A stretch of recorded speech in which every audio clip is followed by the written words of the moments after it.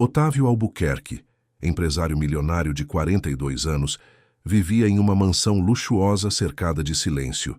Desde a morte da esposa no parto, carregava uma culpa que o consumia todos os dias. Suas filhas gêmeas, Helena e Lara, nasceram com um diagnóstico devastador: cegueira total. Durante 8 anos, ele investiu fortunas em clínicas internacionais, tratamentos experimentais e consultas com especialistas. Nada funcionava.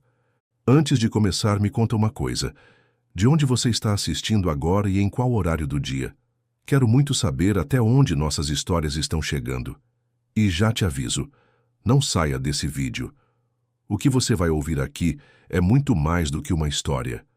É uma lição de vida cheia de emoção, surpresa e uma revelação que vai te arrepiar até o final.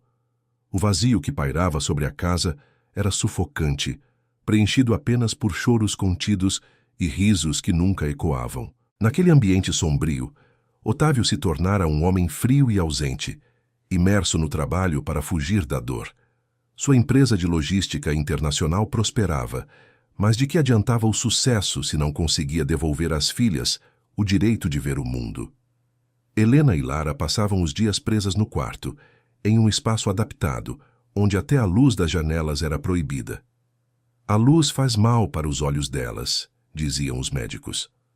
Otávio acreditava, mesmo sem nunca entender completamente, mas uma mudança inesperada estava prestes a acontecer. Em uma manhã chuvosa, chegou à mansão uma nova funcionária. Rosa Martins, 29 anos, humilde, vinda da periferia, havia sido contratada apenas para cuidar da limpeza. Seus olhos curiosos e postura firme contrastavam com sua origem simples. O que Otávio não imaginava era que, ao abrir as portas da casa para aquela mulher, estaria abrindo também o caminho para segredos que mudariam tudo. Rosa entrou na mansão com passos tímidos, mas seu olhar atento captava cada detalhe. Os lustres imponentes, os corredores silenciosos, as portas sempre fechadas. Enquanto organizava os produtos de limpeza, ouviu um som que a fez parar. Um choro fino, carregado de tristeza. Não era birra de criança. Era um lamento profundo, como o de quem vive em escuridão e abandono. Rosa sentiu o coração apertar. Ela conhecia aquele som. Seu irmão caçula, falecido anos atrás, também chorava assim quando se sentia preso ao silêncio da deficiência visual. No final da tarde, enquanto recolhia os panos do salão, Rosa viu as meninas pela primeira vez. Sentadas em poltronas grandes demais para seus corpos frágeis, balançavam o tronco para frente e para trás, em movimentos repetitivos. A babá que as cuidava mexia no celular, sem se importar. Quietas, não adianta chorar, dizia mecanicamente. Rosa fechou os olhos e conteve a indignação. Sabia que aquelas crianças precisavam de estímulos, não de descaso. Mas ela havia sido avisada. Sua função era apenas limpar. Naquela noite, enquanto voltava para casa, Rosa não conseguia esquecer os rostos das gêmeas. Havia algo estranho naquilo tudo. O diagnóstico podia até estar certo, mas por que aquela sensação de que não era toda a verdade? O olhar perdido delas parecia procurar algo, como se dentro da escuridão houvesse uma fresta esperando para ser aberta. Rosa prometeu a si mesma que não ficaria de braços cruzados. Ela não sabia ainda, mas sua intuição estava prestes a revelar um segredo perturbador. No segundo dia de trabalho, Rosa decidiu arriscar. Enquanto limpava o corredor do segundo andar, ouviu novamente o choro das meninas. Esperou a babá sair da sala para buscar comida e entrou discretamente. Helena e Lara pararam imediatamente, como se percebessem que alguém diferente estava ali. Rosa se aproximou devagar. "Oi, eu sou a Rosa. Vim deixar essa sala brilhando. Posso ficar um pouquinho com vocês?" A curiosidade delas surgiu em silêncio, mas estava presente. Para quebrar o gelo, Rosa tirou um borrifador da bolsa e apertou algumas vezes. O som ritmado chamou a atenção das meninas. Elas sorriram, pela primeira vez em muito tempo. Rosa aproveitou. Criou padrões sonoros, fez ritmos com a esponja no vidro, transformou a limpeza em brincadeira. foi quando percebeu algo espantoso. As meninas acompanhavam os movimentos com a cabeça, virando-se para os lados certos. Como poderiam localizar sons com tanta precisão se sempre disseram que eram incapazes de perceber o ambiente? O coração de Rosa acelerou. Aquilo não era normal. Havia um potencial escondido. As gêmeas reagiam não só ao som, mas também à mudança no espaço. Quando Rosa passou diante da janela parcialmente fechada, elas se agitaram, murmurando que ficara mais claro. O choque percorreu seu corpo. Crianças cegas não deveriam perceber luz. E então, a primeira dúvida surgiu em sua mente. Estariam enganando todos esses anos ou alguém estava escondendo a verdade? A partir daquele dia, Rosa passou a observar cada detalhe. Notou que as cortinas do quarto das meninas estavam sempre fechadas, mesmo durante o dia. A babá dizia que era ordem médica. A luz poderia machucar os olhos delas. Mas Rosa conhecia algo diferente. Com seu irmão, havia aprendido que até crianças com visão parcial se beneficiavam da luminosidade controlada.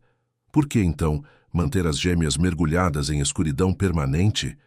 Algo não batia. Determinada, Rosa começou a fazer pequenos testes discretos. Ao abrir uma fresta da cortina, viu as meninas virarem a cabeça na direção da luz. Tentou criar sombras com a mão, e elas reagiram dizendo que parecia que alguém tinha passado na frente da janela. O choque foi imediato. Helena e Lara não eram cegas absolutas. Tinham, no mínimo, percepção de luz e sombra. Por que, então, todos os laudos afirmavam cegueira total? Rosa sabia que precisava de respostas, mas a verdade não seria revelada tão facilmente. Quando tentou comentar discretamente com a babá, recebeu uma resposta fria. Não se meta onde não deve, ou vai perder seu emprego. O tom de ameaça deixou claro que havia algo maior envolvido. Rosa percebeu que estava mexendo em segredos que ultrapassavam a vida das crianças. Havia interesses escondidos naquela casa, e quanto mais investigava, mais descobria que a história das gêmeas estava envolta em uma mentira perigosa. Naquele fim de semana, Rosa tomou coragem e vasculhou discretamente o escritório de Otávio. Encontrou uma pasta grossa com o histórico médico das filhas. Suas mãos tremiam ao folhear os relatórios. Todos diziam a mesma coisa: cegueira cortical bilateral completa, impossível de reverter. Mas algo chamou sua atenção. O primeiro laudo, feito quando as meninas tinham apenas 3 meses, mencionava possível percepção luminosa residual. Esse detalhe nunca mais aparecia nos documentos seguintes. Rosa fotografou algumas páginas com o celular. Sentiu o sangue gelar. Por que essa informação teria sido omitida? Quem ganhava mantendo aquelas crianças em um diagnóstico de cegueira absoluta? Naquela noite, mal conseguiu dormir. O nome que se repetia em todos os papéis era o mesmo: Dr. Augusto Ferraz, renomado especialista em oftalmologia pediátrica. Para o mundo, ele era um herói. Mas para Rosa, começava a parecer o oposto. No dia seguinte, decidiu testar algo novo. Pegou uma lanterna pequena e, em um momento em que estavam sozinhas, moveu a luz lentamente pelo quarto. Para sua surpresa, Helena conseguiu seguir o feixe com os olhos. Lara, hesitante, murmurou: "Está mais frio. Agora, mais quente", descrevendo as mudanças de cor do filtro improvisado. Rosa mal podia acreditar. Aquilo não era apenas resíduo de visão, era algo muito maior. E se estivesse certa, a vida das meninas havia sido destruída por uma mentira. Quando Otávio chegou em casa naquela tarde, encontrou suas filhas rindo como nunca. Rosa havia transformado a sala em um pequeno laboratório de estímulos. Ele ficou paralisado ao ver Helena apontar para onde a sombra mudava e Lara sorrir ao dizer que o quarto estava diferente. A princípio achou impossível. Anos de médicos haviam dito o contrário. Mas ao ver a demonstração diante de seus olhos, o chão de suas convicções começou a ruir. Otávio confrontou Rosa, confuso e incrédulo. Ela contou tudo: os testes, as reações, as contradições nos laudos. O empresário se calou por longos segundos, até que lágrimas escorreram discretamente. Você está me dizendo que eu acreditei em mentiras por 8 anos? Rosa, firme, respondeu. Não é sua culpa, mas alguém se aproveitou da sua dor.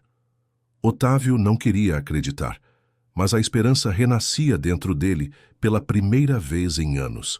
Mas o maior choque ainda estava por vir.